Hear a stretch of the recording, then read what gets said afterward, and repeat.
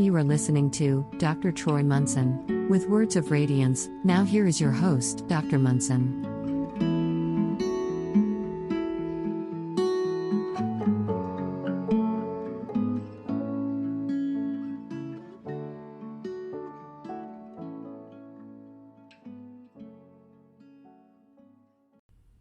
Hello and welcome. I'm Dr. Troy Munson on Words of Radiance.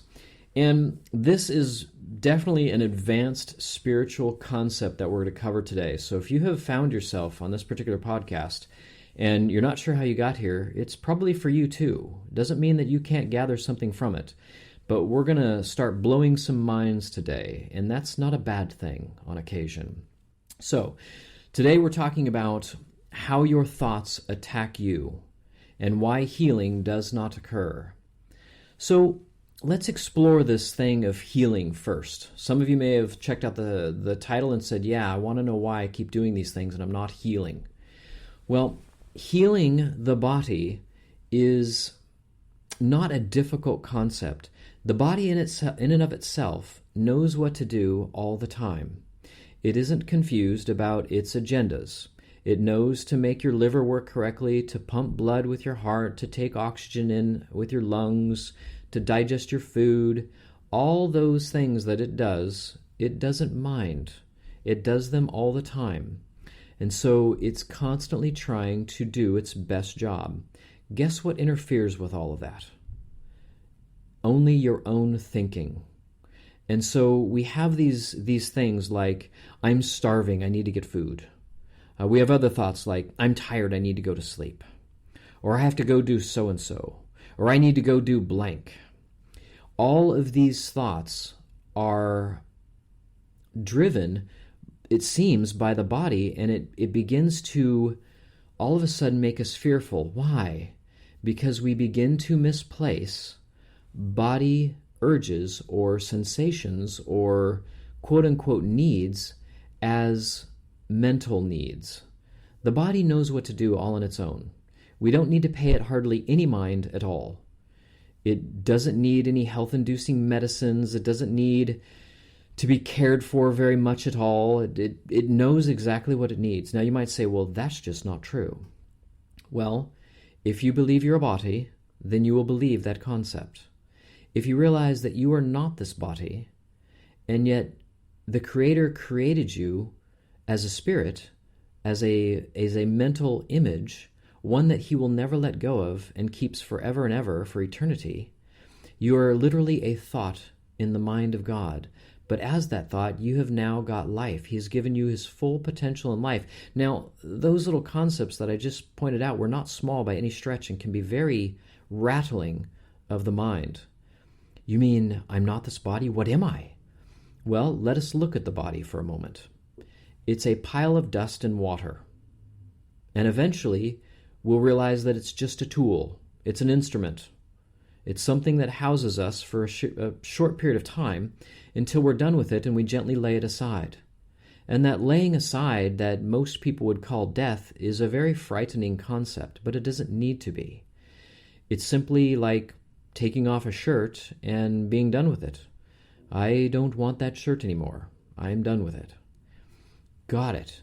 And so as we see the body through its true perception, we stop being so fearful trying to protect it, trying to make locks that are stronger, doors that are thicker, armaments that will withstand even more things. We defend ourselves at all times, it seems. And we make these elaborate plans now like retirement and vacations and what I'll do this weekend. And if I work out X number of times a week, I can make the body stronger. And if I eat these certain foods, I can make it withstand viruses and bacteria and blah, blah, blah. So we have these concepts in our mind that begins to weaken our own mind, because with those thoughts, we now have begun to only believe we're a body. And now we begin to attack our mind. But the mind is eternal. It is forever. It is the mind of Christ that is us. It needs no support whatsoever, but what it needs is not being interfered with. We have a guide that seeks to guide us through every possible aspect of our life.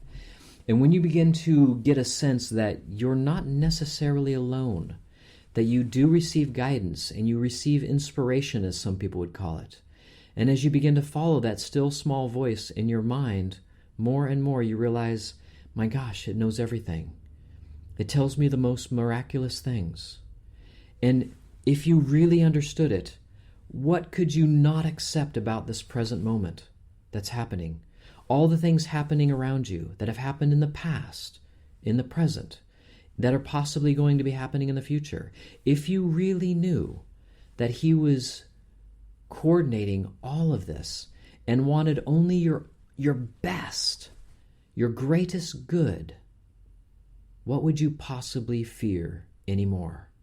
Every situation you would see completely differently anew. And then we would understand that concept that you have nothing to do, only something to see. And that something to see is that you're the one attacking your mind and making yourself appear weaker, but that it's not true, and that you must see that you are being led, and that your greatest good and the greatest good for all around you are being moved through you at this point. And all of a sudden you begin to relax a bunch and let go of everything you put upon the world that you said that it must do for you, and you begin to let go even further. Now can you bend like a reed and be guided to the most amazing things and not feel punished and not judge and not condemn. And now you soften your hold on the entire world, and now can you really be used to wield some serious miracles around you for people that are afraid, that don't know what they're doing, that don't get what these few words have said to you that maybe you grasped upon and have fully embraced them. It's now for you, again, to leave that trail of light for those behind you and to guide those that are around you. This is the direction. I found the way. And that way is great indeed. So I hope that sheds a little bit more light into thoughts and how they tend to make us not well because we begin to believe that we're something we're not. And now believing in that lie, all of a sudden it confines us in so many ways.